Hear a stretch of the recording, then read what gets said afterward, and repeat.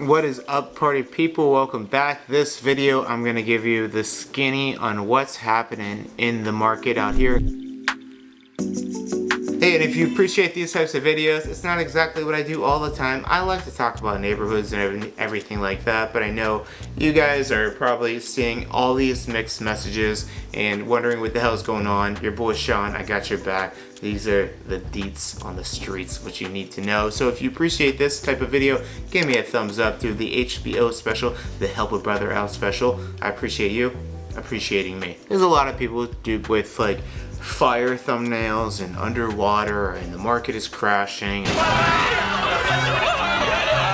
all these different messages. And you, if you're thinking about making your way out here or selling your current property and buying something else, you're hearing things about interest rates and you're probably thinking, what the hell is going on? Am I going to make the biggest financial disaster blunder of my life if I buy right now? Well, there are certain things that are actually good about this market, because if you were a buyer buying in 2021 when interest rates were 2.5%, you could probably agree that everything was a piece of language. So it was wild, right? So things have slowed down as interest rates have gone up, but there are some issues that we're seeing that I'm going to get into. And so I'm going to cover tips if you're thinking about moving from out of state here. If you're currently in the area and you want to get your first piece of Colorado Americana property, some tips to be successful, because there are some advantages of the market right now that I'm going to get into. And I'm going to tell you folks that are currently sitting on that 2.5% interest rate, 3% interest rate, and you're like, I can't leave. Like, I don't love my house, but I can't leave right now. I don't want to go assume a 7.5% mortgage rate. Oh, hell no! That seems crazy. So I have some tips, I have some advice for you, and we're about to get into it right now. Alrighty then. So let me first talk about where we were and where we are now. So past couple years, the interest rates being low, historically low, insanely low, that created a lot of issues for especially like first-time home buyers that didn't have large stacks of cash to be able to compete with some of these offers. Because not kidding you, a lot of these properties were getting 15, 20 offers and people going 50, 75, 100K over asking, and first-time home buyers were getting smoked on these deals because they didn't have the ability to pay above asking. So it really sucked. I didn't like that market. I actually like this market a whole lot more. And sellers were able to basically just throw their property on the market, and people were so desperate just to get anything. They felt a lot of anxiety. They got to make moves. They were buying properties without inspection, and sellers at the time were able to put their property on the market and really not ask anything, but there was definitely going to be a buyer for them out there, because buyers that had gotten their butt kicked and they've lost 10, 15 offers already because they just couldn't compete, they're like, well, take this piece of crap. I'm going to waive my inspection objection rights, and they're given like just insane terms to the seller, and in some instances putting the buyer in situations that I wouldn't really be comfortable with, because you just left yourself open to a lot of what ifs once you actually closed on the house. If there was issues with the property, those are now your problems. So you had a great interest rate, but people were paying way over asking, and it made it tough. What's different now about the rates being higher, and the reason I like it for buyers just getting to the market the first time, is that you don't have a ton of competition. What you're seeing in the market right now is the properties that are in good shape, turnkey, like really nice features, just all the boxes checked. Those are the ones that are still moving fast. So those will typically hit the market on a Thursday, Friday, receive offers over the weekend, and then by Monday, there are still some of those properties that are getting multiple offers going over asking. That is still a thing. But it's on the flip side, since a lot of buyers are already, going to be paying more for their monthly payment, they don't want to get something that needs a bunch of work. And so even though there's lower inventory right now, we're finding that buyers are being a little bit pickier about the type of property that they're looking for and asking for, because they're paying a lot more monthly and they don't want to have to do a whole lot of work. And so sellers beware. Seller pricing is super sensitive, and you need to make quick decisions if you have overpriced your property, because like buyers just aren't having it. The other reason that I like the market right now for buyers is because you don't have to leave yourself super open and vulnerable. And so you can get a property, not have to give away your firstborn. You don't have to leave yourself open to, you know, inspection waivers and not giving yourself the ability to object if something big does come up. So that's really nice. I feel comfortable about that. And also you can meet timelines a little bit easier. So again, less inventory, but it's a lot less likely that you're going to go months and months and months, you know, every weekend getting your butt kicked and then pushing your timeline out. So for a first-time home buyer that's looking to get in Colorado, I love the market right now. Or a veteran buyer, we help out a lot of veteran buyers on our team. You know, being able to get some of those closing costs covered because isn't as much competition, that is a possibility now at this point. So I'm gonna address the big elephant in the room: the interest rates. Interest rates are high, and that sucks. And for everyone saying that the market is going to crash, I say nay, because this isn't normal economics. With all the economic easing and money that they're pumping into the economy, the normal rules don't apply. And so with inflation, the cost of goods go up.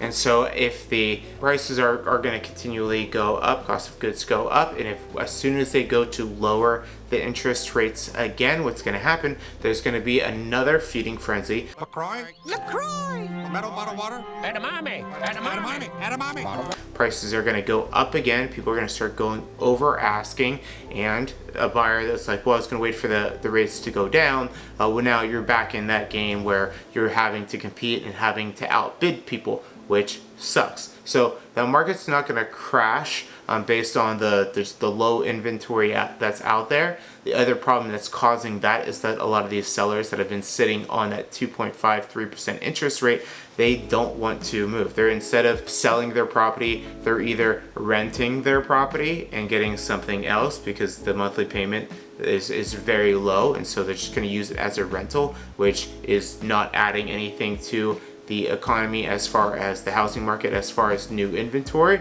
It's just one more buyer on the market.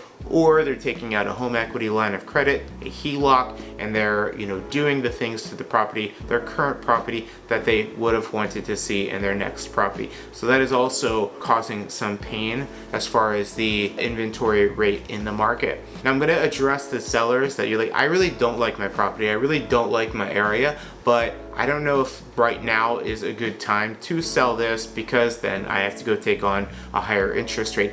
I'm going to address that. Let me continue to talk about the buyers. The big elephant in the room is the interest rates. Now, what we can do and what I like about the market right now is we know interest rates will eventually come down. They're going to have to counter the high interest rates by bringing them down.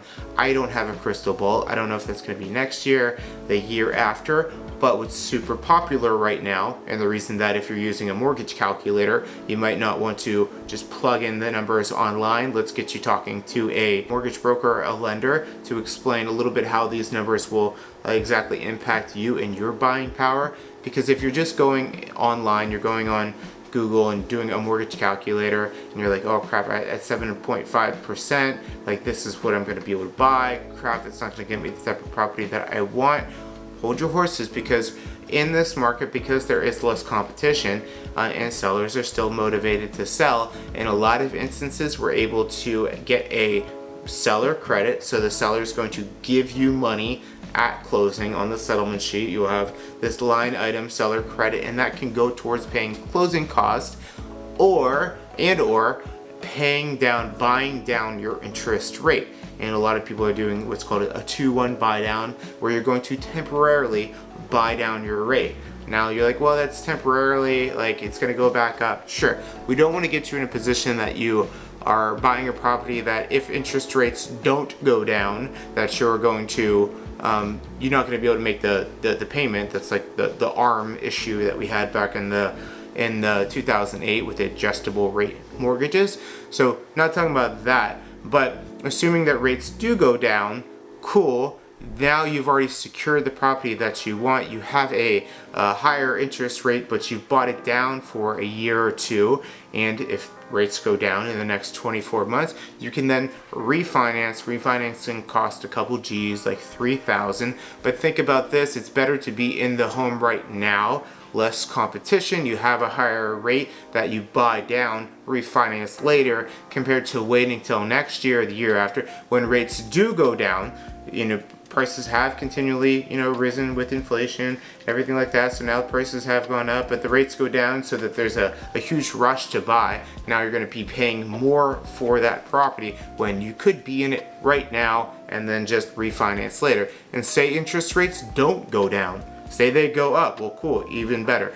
You would have rather have been in the home now than pay for more later. For a lot of reasons like that scenario, it does make sense for a lot of people that are going to buy and do want to buy, especially for like first-time home buyers, veteran buyers. Like now is a great time to jump in, purely for the sake of less competition. That's what you want. Now for the folks that are like, I don't love my house, right? I don't love my house, I'd like to move. So the question you need to ask yourself is, do you think inflation is going to continue to go up? I do. I think we're going to continue to have inflation. We've always had inflation increasing. So to me, that's a yes. Do you think home prices are going to continue to go up? I also think yes, because of inflation, the cost of goods is going up and we have low inventory, and so it's supply and demand in that instance. So those two things are going to go up. And when interest rates go down, do you think there's going to be a rush to the market that's going to create a lot more competition? Probably yes. And so if you answered yes to those three questions, now is probably a good time for you to take your shot, get out there in the market, and get a piece of that Colorado Americana. And Colorado is not an area that the market is going to drop out because so many people are moving here. Like it's not a certain economy that is creating the rush for Colorado. It is the things that you can't get other places, like the environment. And with so many people that are able to work remotely, that's why I'm super busy helping people out in the foothills, because they're like, hey, I can work from anywhere. I don't want to be here. Let's move to Colorado. That's a great idea, and that's exactly what we help people do on our team. One of the #1 relocation teams in the foothills and the greater Denver metro area. So if you are thinking about making your move out here, you gotta call us. Give us a text, shoot us an email, whatever works best for you. We're super no pressure. If you can't tell, we're super chill, but we know what the hell that we're talking about. So we will first just get a good feel for the areas, help you find the areas that work best for you, talk a little bit about what to expect in that area, and whether it's now, this year, next year, just put together a game plan approach so that you can just have the headspace of knowing I have somebody in my corner, somebody in my back that's going to take care of me. Hi, we're the Moxie team. Get out of that sewage drain you call a city and start living the country life you've always wanted. So let me talk to those of you that are sitting in your house and you're like, I really don't love my house, I really don't love my area, but I don't want to go into this higher interest rate when I'm sitting pretty on this 2.5. Well, that's cool. If you mean that's a judgment call that you have to make. How bad does it suck there? But I think right now is a good time for that transition buyer. If you want to get into a bigger house, smaller house, or you want to, especially getting up into the mountains, because the mountains are less busy, especially as we kind of go into this a little bit of a slower season. And so sellers are more open now to a conditional home sale than they will be when there's multiple offers. Part of the issues the past couple years is sellers saying, hey, I don't want to buy the next property without first finding the right property that I like. I don't want to put my house on sale and then be rushing to try to find that. And it's not even a good tactic this year because there isn't that much inventory out there.